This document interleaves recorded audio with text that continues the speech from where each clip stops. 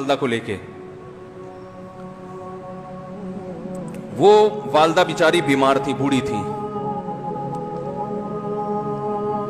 مجھے کہنے لگا میری والدہ ہیں بیچاری پریشان ہیں, اب ان کو وہم ہو گیا, ان پہ کوئی جادو تو نہیں ہو گیا ہے.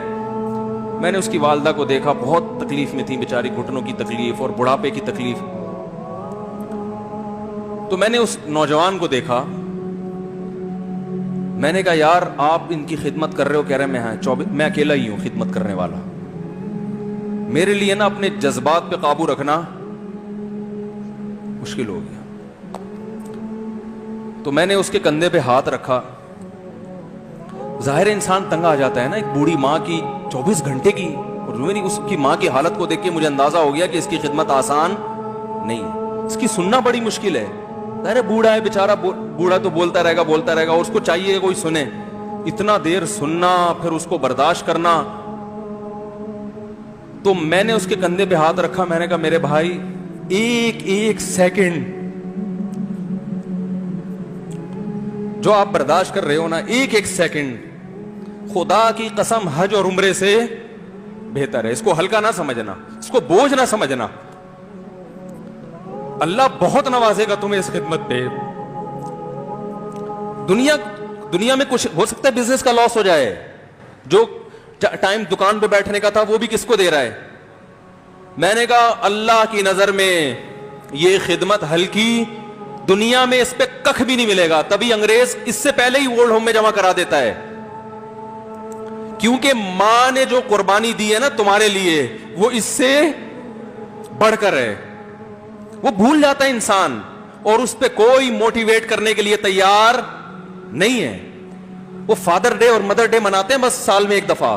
قرآن کو پتا ہے کہ انسان اپنے محسنین کو سب سے پہلے بھولے گا, کیونکہ ان سے جتنا فائدہ اٹھانا تھا اٹھا لیا.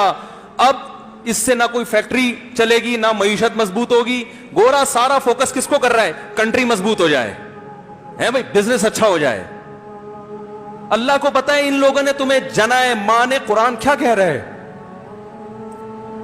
حملتہ امہ کرہن ووضعتہ کرہا.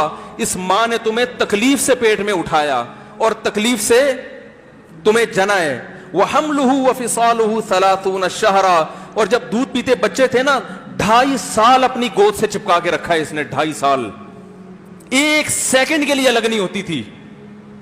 اس وقت تمہاری معاشرے کو کوئی ضرورت نہیں تھی. بچے کا کوئی کردار ہوتا ہے؟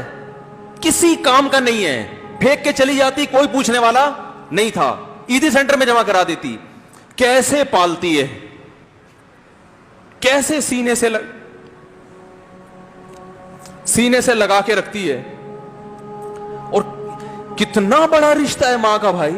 دنیا میں اس سے بہترین رشتہ اللہ نے کسی کا خدا کی قسم بنایا نہیں ہے. اس سے بہتر محبت کی اور خدمت کی مثال ملتی نہیں ہے دنیا میں, جتنی ماں اپنے بچے کے لیے کرتی ہے. اپنے ہی باڈی سے نکلا ہوا دودھ اسے پلاتی ہے, اپنی باڈی خرچ کرتی ہے اس کے اوپر. آپ کی باڈی بھی اس کی باڈی سے بن رہی ہے, آپ کو شیلٹر بھی دے رہی ہے, اور پھر ساری زندگی روٹیاں پکا پکا کے کھلاتی رہتی ہے. کوئی ملازم رکھ کے دیکھ لو, 1 دن پکائے گا, 2 دن پکائے گا, تنخواہ مانگنے آئے گا, پھر اس سے غرض نہیں ہوتی کہ آپ کھا بھی رہے ہیں کہ نہیں کھا رہے. نہیں کھاؤ گے تو تکلیف ہوتی ہے اس کو.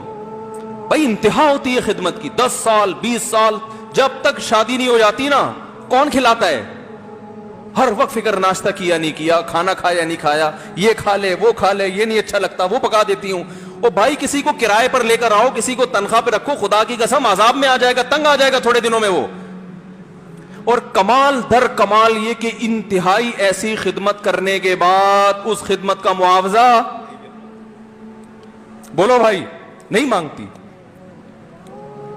تو جب وہ بوڑھی ہوتی ہے تو انسان وہ سارا پروسیس بولو بھائی بھول جاتا ہے. اب اس کو یہ بوجھ لگتا ہے, کھانس رہی ہے, گھٹنوں میں تکلیف ہے.